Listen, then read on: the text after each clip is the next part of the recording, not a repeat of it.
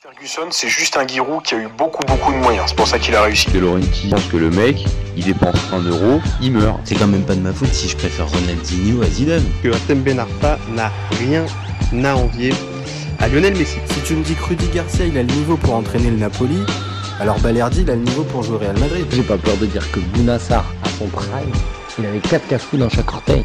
Salut à tous, je suis super content de vous retrouver pour un nouvel épisode. Alors, pour m'accompagner aujourd'hui, je suis avec Aurélien. Salut mon copain. Salut Jérémy, comment tu vas? Écoute bien, aujourd'hui, pas de Ligue 2 au programme. On va s'attarder plus sur les sélections nationales et plus particulièrement sur le nouveau sélectionneur de la Nationalmannschaft, Julian Nagelsmann. Alors, vous commencez maintenant à connaître le principe du live. 2 chroniqueurs s'affrontent pour répondre à la question suivante. Julian Nagelsmann peut-il réussir sa mission à la tête de la sélection allemande? Je vais défendre la théorie du oui, pendant que Aurélien, lui, défendra la théorie du non. On est toujours OK? Ouais, c'est toujours OK. Bon, j'ai une petite hésitation, mais non, on est bien d'accord. Allez, je te lance. Les arguments étaient parés pour les deux, mais c'est pas grave. Alors, je vois que le chrono débute. Et après, voilà, si je devais être taquin avec Julian Nagelsmann, c'est un peu l'histoire du lycéen qui est hyper talentueux dans son établissement local, mais qui commence à découvrir la vie quand il arrive dans les grandes écoles. Parce que ça, c'est sûr, ne pas qualifier Nagelsmann de surdoué, ce serait quand même une erreur. Quand tu arrives à 28 ans dans un groupe et que tu l'emmènes bien avec Hoffenheim, ça, de ce côté-là, je peux pas lui retirer. En revanche, je trouve que avec Leipzig et avec le Bayern, il y a toujours cette histoire un peu de plafond de verre. Alors oui, il est arrivé en demi-finale de la Champions League avec Leipzig, mais il s'était fait étrier 3-0 contre le PSG. Alors, il n'avait pas été bien aidé ce jour-là par Gulach, qui avait tout simplement fait un match horrible.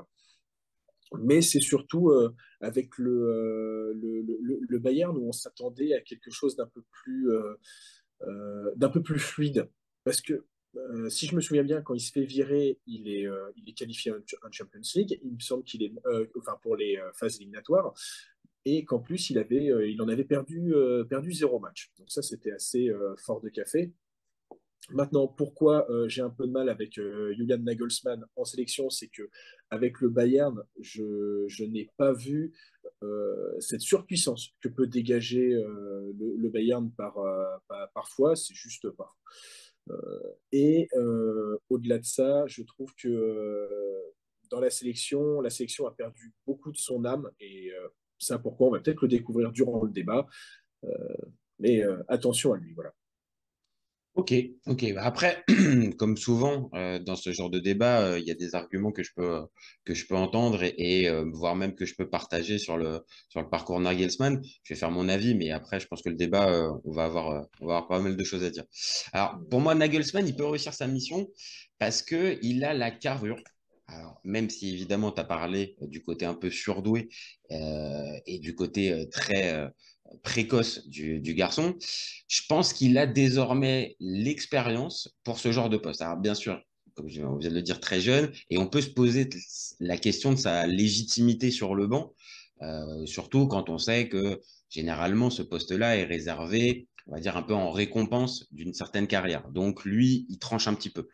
Mais il faut être honnête, Klopp, Tuchel, qui sont des top entraîneurs et qui sont, je pense, les rêves de la sélection, bah, c'est intouchable pour l'instant. Les deux, ils sont en poste. Donc, par défaut, j'ai envie de dire, Nagelsmann est le choix idéal. Donc, certes, on pouvait penser que le fameux Rudi Völler pouvait faire le coup de 2002, aller ramener à faire un gros tournoi. Et le match contre la France avait pu montrer des signes un peu positifs, mais il fallait être un minimum crédible. Je pense que Nagelsmann, encore une fois, le choix, il se comprend. Maintenant, on va parler terrain. On va être d'accord, je pense que la sélection allemande, elle possède des vrais joueurs de talent, d'expérience, enfin, à plein de postes, de Ter Stegen, Rudiger, Gundogan, Kimmich, Gnabry, Sané, Moussiala, Müller, Wirtz, et j'en oublie d'autres. Avec la qualité de ces joueurs, je pense qu'il y a moyen d'arriver à faire quelque chose. on l'a vu ces dernières années, il semblait manquer plus en fait un chef d'orchestre à tout ça. Donc pour moi, Nagelsmann, ça peut l'être parce qu'il peut relancer la sélection assez facile, pas facilement, mais assez rapidement. Il va avoir 3 matchs amicaux qui se dessinent contre les États-Unis, le Mexique et l'Autriche. Il va donc avoir un peu de temps pour travailler, même si c'est très rapide, mais il peut trouver assez rapidement un 11 type. Et dernier point, même si elle organise l'Euro, la sélection allemande, elle n'est pas favorite. J'arrive, je sais, sur la fin de mon timing, mais je conclus.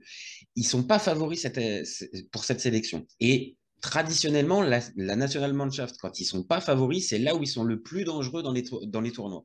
Donc certes, c'est un détail, c'est pas forcément ça qui te fait gagner un tournoi, mais Nagelsmann, avec un groupe qui semble à l'abandon depuis quelques mois, qui est en décrépitude et qui ne fonctionne pas, s'il fait le dernier carré d'un Euro en Allemagne, pour moi, il aura réussi sa mission en sélection. Donc, vu les ambitions de la sélection allemande là, maintenant, tout de suite, je pense que oui, il peut réussir sa mission à la tête de la sélection.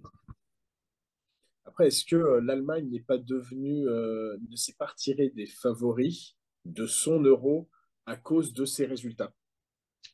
Il y a moyen de se poser la question, hein, parce que quand tu vois les derniers tournois officiels, que ça soit les 2 dernières Coupes du Monde ou le dernier Euro, c'est décevant partout. Alors ok, il y avait l'histoire de Joachim Löw, la transition, tout ça, mais je suis d'accord avec toi, les derniers tournois et le passé récent de l'Allemagne ne met pas l'Allemagne dans les favoris. Ça me paraît évident. Mais c'est vrai que tu vois, ça manquait un peu. Alors, ils ont quand même ramené Hansi Flick. Et Hansi Flick, quand tu vois ce qu'il a fait avec le Bayern, c'était quand même grandiose quoi. Pour sa première saison, il gagne la Champions League, même si c'est la Champions League pendant le Covid. Oui, mais on a tous vu on a tous vu les matchs et on a tous vu l'impression dégagée par ce Bayern-là. Je te rejoins. Je pense qu'on va être un peu sur la même ligne. Quand on voit Flick arriver après Löw, qui était en plus son ancien adjoint, bon, il y a une sorte de logique et on se dit que ça va fonctionner. Et pour le coup, ça n'a pas du tout fonctionné. Mais c'est vrai que tu vois, sur cette. Parce que moi, c'est pas Nagelsmann qui peut avoir du mal, parce que bon, à un moment, j'espère bien qu'il va le passer ce plafond de verre. Hein. Je suis quand même fan de ce coach.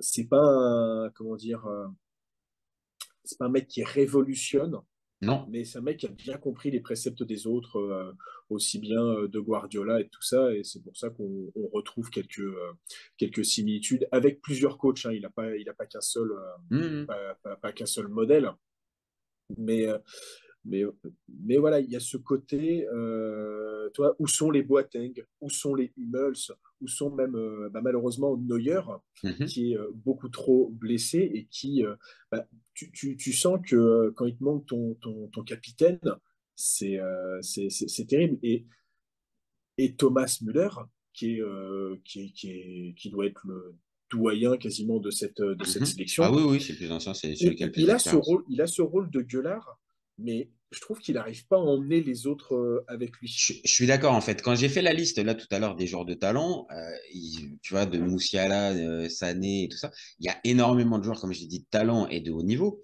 Mais par contre, je te rejoins, il n'y a pas de leader, en fait. Dans cette équipe-là, le vrai leader, bah oui, ça pourrait être normalement Manuel Neuer, qui a toujours endossé ce rôle-là. Maintenant, il est blessé depuis quasiment un an. Donc, compliqué de pouvoir véritablement s'appuyer dessus quand tu vas être Nagelsmann. Et tu l'as dit, les Boateng, les Hummels, les Gueulard aussi. Pour moi, Hummels est toujours là, en fait. Ah, il est toujours. Ah oui, exact. Oui, mais. Ah oui, mais même dans la dernière sélection là, il a été. Là, sur la dernière, il a repris. Il l'a repris. Maintenant, on va dire, pour pouvoir peut-être un peu plus adoucir le truc, c'est que, ok, peut-être Hummels est encore là. Maintenant, il est loin du niveau du Hummels qu'on a pu avoir, je sais pas, en 2015, 2016, où à cette époque-là, il rayonne complètement et il est vraiment au-dessus. Là, il a pris de l'âge, hein, quand même, Hummels. Hein. Ah, on sent que parfois la caravane, elle est lourde à tirer. Ah, c'est ça. Et que celui qui, normalement, enfin, tu vas me dire ce que tu en penses, mais celui qui devait être amené un peu à prendre ce leadership, ça devait être Joshua Kimmich. J'allais te dire ça, ouais. Et Joshua Kimmich, en fait, il y a peut-être même une différence de perception en France et en Allemagne. C'est-à-dire qu'en France, nous, on le voit un peu tendance à top player, belle mentalité, il lâche rien et tout ça. Mais sauf que quand tu regardes un petit peu plus en Allemagne, c'est pas du tout l'image renvoyée. On parle d'un joueur qui est à certains moments paralysé par la peur, par on va dire les défaites qu'il marque. Et on va dire, il transige vachement avec l'image du leader allemand où tu as l'impression que tout peut lui arriver dessus, ça lui glisse dessus et il n'a pas de problème. Kimmich n'est pas dans ce truc-là. Donc il n'y a pas de leader en fait. Donc sur ça, ça peut être un vrai problème pour Nagelsmann. Et c'est vrai, bon, là, je ne sais pas si la comparaison se vaut, mais c'est vrai que tu as encore des joueurs qui ont dû être touchés par les éliminations en 2018 et 2022 au premier tour de la Coupe du Monde. Et Joshua Kimmich, si je ne me trompe pas, il doit y être sur les deux. Et Oui. ça porte. Goretzka, je C'est pense qu'il pareil. doit être pas loin aussi. On parlait d'Hummels. Alors, à un moment, je sais qu'il avait fait la passe parce qu'il avait Oui, pris exact. sa retraite. Exact. Il y a des moments où il part en retraite, mais il est rappelé parce que au final, il y a difficulté à trouver véritablement son successeur. Il y a eu Schlotterbeck et Schlotterbeck. voilà Schlotterbeck et Süle qui était amené un peu à prendre la succession là aussi du duo Hummels-Boateng et on le voit bien, c'est difficile pour les deux de s'imposer réellement. Entre-temps, il y a Rudiger qui est revenu au premier plan et qui maintenant lui aussi postule pour une place de titulaire. Mais entre le Rudiger que je peux voir du côté du Real ou de Chelsea et celui que je peux voir en sélection, j'ai l'impression que c'est son frère jumeau en fait. Lui aussi semble paralysé alors que au Real, il semble mais imperturbable et leader, on va dire, leader de vestiaire. Donc j'ai du mal à comprendre en fait. Ouais, surtout que pour en revenir un peu sur le cas Rudiger, je le trouve beaucoup un peu, beaucoup un peu. Tu sais, quand je pense là, c'est pas mal. On a senti qu'il y avait une nuance. Tu as essayé de mettre une Ouais. nuance avec le. T'as voulu accentuer, et puis bon, tu t'es repris. Tu t'es repris. Non, je me suis repris. Mais ce que je sens maintenant avec Rudiger, c'est que il est quand même heureusement qu'il a la mansuétude des arbitres et je le Ah dis oui, aussi bien avec l'Allemagne qu'avec le Real parce il fait des interventions très dangereuses. limite. Ah oui, Si oui. on regarde, prenons le match de Champions League contre Naples cette semaine sur le corner qui permet le 3-2. Ouais, Il balance Oliveira, si je ne me trompe pas. ouais.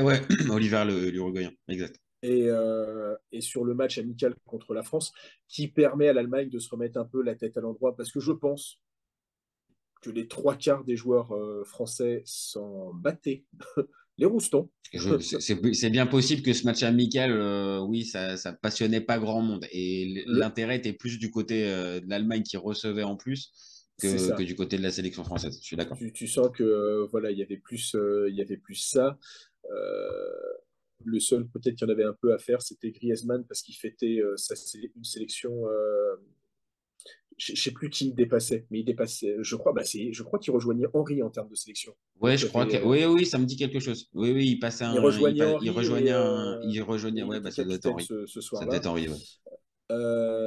Et je me souviens de Rudiger qui a fait une intervention sur Griezmann, mais c'était atroce quoi. Non, Donc je pense qu'à son palmarès, Rudiger, il a malheureusement tout un tas de joueurs blessés.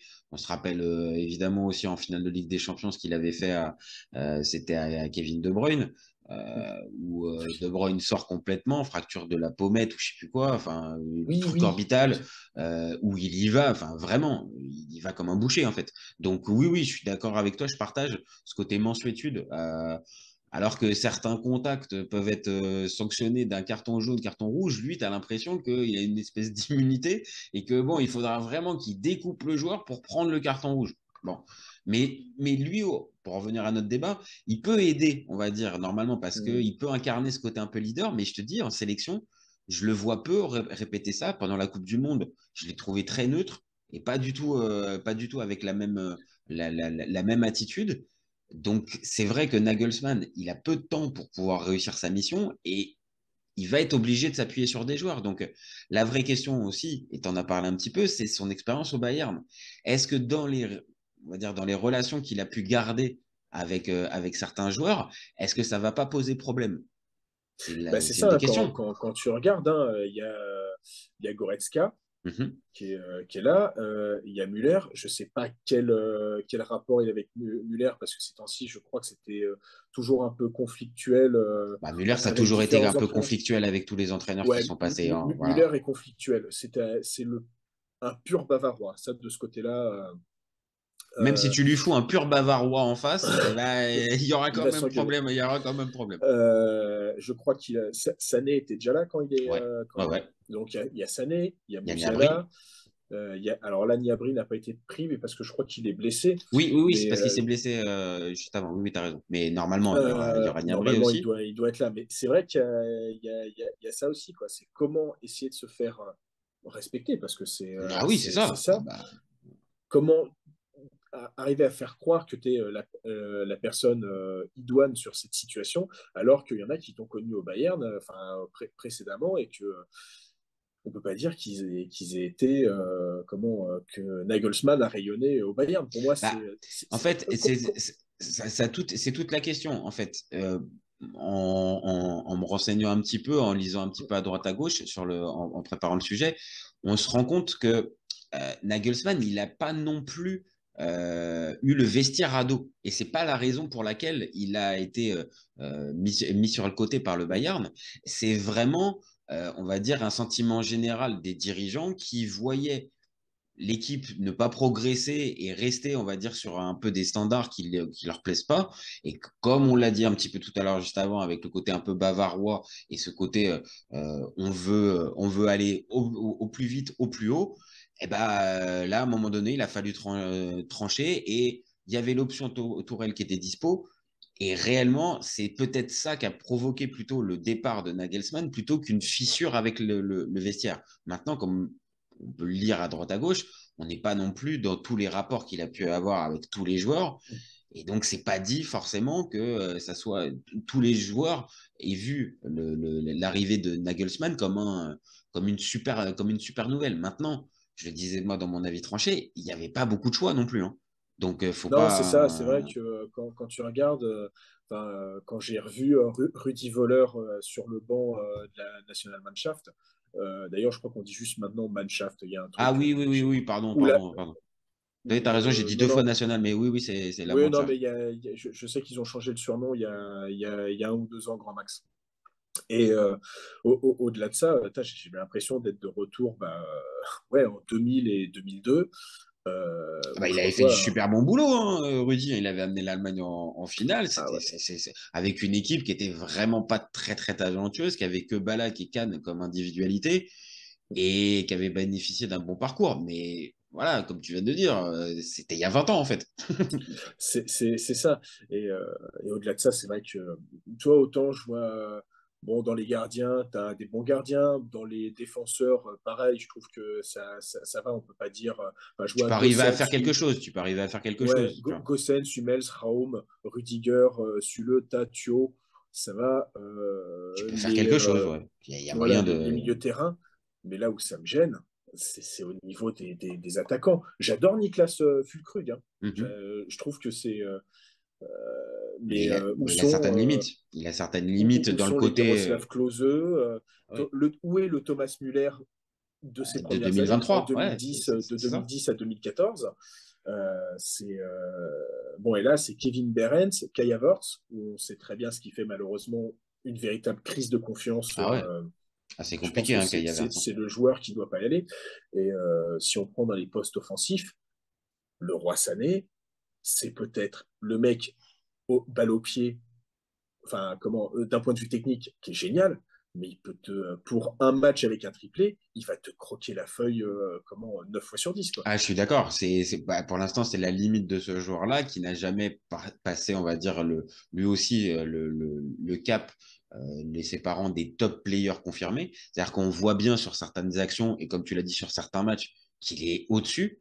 Mais ce qui fait aussi, on va dire, ta place dans les top players confirmés, c'est la régularité. Et pour l'instant, le problème de Leroy Sané, c'est depuis le début de saison, même si c'est que une dizaine de matchs, il semble être un petit peu mieux et un peu plus décisif. Maintenant, est-ce que ça sera le cas au mois de juin? Est-ce qu'il aura toujours la même régularité? Il y a une vraie question qui se pose, tu vois. Mais depuis le début de saison, ça semble être un petit peu mieux avec Tuchel. Mais oui, il y a des doutes sur tout un tas de joueurs. On en a parlé du côté leadership, bah, ça manque un petit peu. Fulkrug, t'en as parlé un tout petit peu, mais c'est vrai, c'est pas le vrai buteur on va dire qu'on a besoin, qu'on C'est a pas l'habitude de un voir. Miroslav Klose ou un Mario Gomez, quoi. C'est ça, je suis d'accord. On l'a vu, moi je l'ai vu encore récemment pour le Dortmund-Milan. Bon, bah oui, il y a de la bonne volonté, il y a encore une fois, c'est pas un mauvais joueur, mais pour la sélection allemande, ça doit être au-dessus, en fait. Ça Mm. doit être normalement au-dessus. Donc toi, pour conclure ce débat, toi, tu le vois aller jusqu'où, l'ami Julian? Après, je sais bien qu'il y a le Euh, tirage au sort, tout ça, il peut se passer plein ouais, de choses, c'est vrai mais qu'on connaît rien, mais de ce côté-là, bon, très difficile de pas aller en huitième quand même, hein, parce que maintenant avec les systèmes de meilleur troisième, et en plus, ils vont être tête de c'est- série normalement, vu qu'ils sont payés oui, organisateurs. Je n'ai pas la certitude à 100%, mais je me doute que ça doit être le cas. Donc, ça doit être comme ça. le huitième de finale, là, s'il passe pas, oui, non, là, il y a un vrai problème là, quand même. C'est ça. Maintenant, si je me, comment, comment, les quarts de finale, euh, enfin, aller choper l'ennemi, je dirais qu'il faudrait tomber sur une équipe. Enfin, il faut aussi faire un bon tirage pour les quarts de finale parce que bon, après, tu as beaucoup d'équipes. Actuellement, pour cet Euro 2024, il y a très peu d'équipes qui ont l'air opérationnelles. Ah oui, qui ont l'air d'être à leur Euh, prime ou qui ont l'air d'être, on va dire, L'Espagne, ça a l'air toujours pas ça. L'Italie, bah, ils viennent de changer avec Spalletti. la Belgique, Euh, pareil, le la Portugal, Belgique, pareil. pareil. Le Portugal, de ce que je peux lire, ça s'arrache un peu les cheveux avec Roberto D'accord. Martinez quand Ouais, même. c'est ça. C'est un peu compliqué. Dire qu'ils peuvent pas faire partie du top 4 finalement, euh, ouais, ce serait quand même ce serait chaud, mais qui s'arrête en quart de finale ne m'étonnerait pas. Ok. Moi, comme je l'ai dit dans mon avis tranché, je pense qu'ils peuvent arriver à taper à faire le dernier carré parce qu'en plus, après, c'est toujours le phénomène qui est un peu inquantifiable, l'appui du public. Je me rappelle de la dernière compétition qu'ils organisent en 2006. Alors, je dis pas que Ça c'était avait bien aidé, je similaire. pense, contre l'Argentine, ça avait bien aidé. Bah, c'est ça, tu vois. Et je te dis pas que c'était des cas similaires parce que l'équipe semblait, on va dire, plus sur une phase ascendante que là Ah, maintenant. complètement, c'est ça hein, qui peut d'ailleurs aider. Tu vois, c'est un peu l'ouverture qu'on pourrait faire sur la fin du podcast là. C'est que comment là, Julian Nagelsmann, il peut préparer quelque chose. C'est peut-être ça qui fait qu'il peut réussir sa mission, c'est que mine de rien, l'effectif, il y a pas mal de jeunes. J'ai pas l'impression non plus qu'il y ait beaucoup de jeunes qui tapent à la porte, mais même si je suis un peu la Bundesliga, j'ai pas l'impression qu'il y ait des gros manques. Quand je regarde la liste de la sélection, je vois pas d'autres Oui, de gars. grands absents, de joueurs écartés ou mis de côté ou qui est pas. Non, globalement, C'est ça. il a sélectionné globalement les 23, 25 meilleurs. Oui, je suis C'est assez ça. d'accord. Mais il a des jeunes comme Mouziala, Sané, Wirtz, qui sont Malik Thio aussi, parce que bon, j'aime beaucoup Malik Thio et je ne dis pas ça parce qu'il joue à l'AC Milan, ce serait purement Non, fortuit. mais non, pas du tout, pas du tout, pas du tout. Mais attends, tu peux le dire parce que certaines affinités, mais si on est très honnête, le début de saison de Malik Thiaw, hormis son match contre l'Inter où il est passé complètement à côté, mais bon, ça c'est un autre sujet. C'est le match dont on ne Hormis, parlera plus. voilà, c'est ça. Je ne sais pas, je ne sais pas ce qui s'est passé ce jour-là, mais hormis donc ce moment-là, il fait un très bon début de saison. Il semble lui aussi en phase de progression, donc. Ça rejoint ce que tu disais. Il y a des joueurs quand même pour on va dire articuler une défense, avoir un 11 type qui peut tenir la route. Et on l'a vu ces dernières années en sélection. Il peut se passer pas mal de choses, même si on va dire les 6 mois avant la compétition, post-compétition, c'est pas forcément génial. Donc il y a l'effet tournoi. Est-ce que Nagelsmann peut arriver à fédérer autour de lui avec des jeunes joueurs comme il avait pu le faire à Leipzig pendant un temps. Mais forcément, il y a on va dire le plafond de verre que tu as évoqué tout à l'heure. Donc, plein de choses. Voilà. Maintenant, toi, tu restes plutôt sur si déjà ça fait quart de finale, on pourra dire qu'il n'a pas forcément déconné en fait. Non, non, puisque, mais c'est vraiment ça, hein. Moi, le message que je veux passer, c'est que pour le moment, en fait, ce qui me fait peur, c'est pas Nagelsmann, hein, qui me fait peur, c'est vraiment l'état de l'Allemagne, quoi. Quand tu te fais éliminer au premier tour, enfin 2 fois au premier tour d'une compétition internationale, tu as l'Euro 2020, j'arrive même plus, 2000, 21. oui, 2020, j'arrive même plus à me rappeler, mais je crois aussi, hein, ils sautent.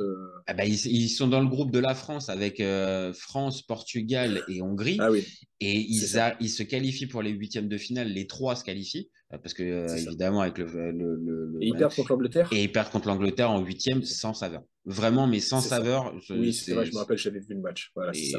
Et, et, et derrière ça, Coupe du Monde 2022, on le rappelle malheureusement pour les supporters allemands, là c'est Japon, Costa Rica, Espagne, et t'arrives pas à passer. Donc ça c'est vrai, c'est des vraies éliminations qui marquent et qui peuvent plomber certains joueurs. Donc c'est là Ah, aussi où Nagelsmann va être attendu, à relever c'est peut-être. ça, hein, c'est toute proportion gardée. Ça pourrait faire penser un peu au PSG où tu sens que des joueurs sont affectés par des défaites vraiment traumatisantes et Ah, mais sortir tu au peux même, premier tour. on va dire même, voilà, pour terminer, tu peux même faire le lien avec même la sélection italienne qui Oui, gagne l'Euro 2021 et derrière ne se qualifie pas, là, pour la Coupe du Monde suivante, et derrière se retrouve dans une situation entre changement d'entraîneur, groupe de qualification extrêmement compliqué. Donc, tu vois, et je pense que dans ces joueurs-là, comme tu l'as dit, il y a un côté psychologique où tu es marqué. Et ce serait trop simple que de se dire, ces mecs-là, bah, ils ont eu l'élimination et puis 3 semaines là, après, ils ils sont passés à autre reswitchent chose. Ouais. et ils sont passés à autre chose. Ça reste des êtres humains qui peuvent être aussi marqués et ce type d'élimination dans une sélection comme l'Allemagne, bah oui, c'est plus qu'un échec, c'est un échec majeur. Donc forcément, il a du boulot. En tout cas, ça, on va être d'accord pour terminer là-dessus. Il a du boulot, Julian. Il a de quoi occuper ses nuits jusqu'au mois de juin. Ouais, voilà. L'avantage, ce sera avec des amicaux et il va pouvoir faire des tests. C'est ça. Donc, écoute, on va voir. Moi, j'espère le dernier carré, mais écoute, on va voir ça, on va voir ce que ça va nous réserver. Ouais, Et ben, écoute, c'est dans pas si longtemps que ça en plus, hein. en plus, ouais, c'est ça. Ça va commencer à arriver doucement. Là, on va bientôt avoir tous les qualifiés, plus Mm. le tirage au sort. Et c'est sûr que là, on arrivera un peu plus à se À se positionner positionner. plutôt que là. Mais on l'a fait quelques mois en avance. Je te remercie Aurélien pour ce Ben, c'est débat. moi, hein. Écoute, Et vrai plaisir. je connais bien l'Allemagne aussi, hein. J'ai pas l'air comme ça. Eh ben, toi, ça sent que tu as fait LV2 allemand. Exactement, ouais. Ok, d'accord. Ok. Bon, bah, Et ça fan se. de Bundesfrap aussi, c'est surtout ça. D'accord, ok. Thorsten Fink et tous ses copains, ouais. C'est vrai que ce match d'ouverture en 2006, Oh là là là là là là. Oh la minace qu'il avait planté le Thorsten. Oh là là là là là là là là. Oh, c'était magnifique. Bon, et ben écoute, je te remercie comme d'hab et tu le sais, tu reviens ici quand tu veux, tu es à la maison, au FC Copain. il n'y a pas de souci, Jérémy. Et puis bah, nous, on se retrouve très vite pour un nouvel épisode. Vous n'hésitez pas à nous envoyer vos commentaires et nous dire ce que vous en pensez. C'est ce qui nous donne de la force et c'est ce qui permet d'entretenir le débat. Et vous gardez en tête qu'on est ouvert toute l'année. Ciao les copains. Ciao. Salut à tous.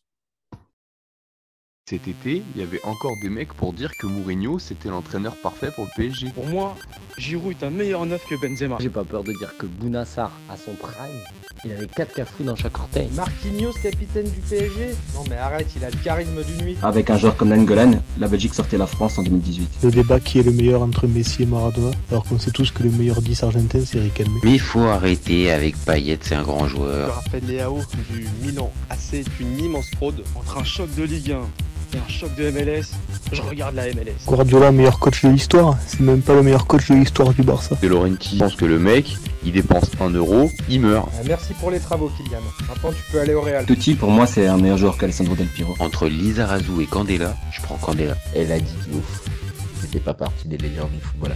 Si t'enlèves le championnat anglais, allemand, espagnol, italien, portugais, lituanien, la Ligue 1 c'est le meilleur championnat européen.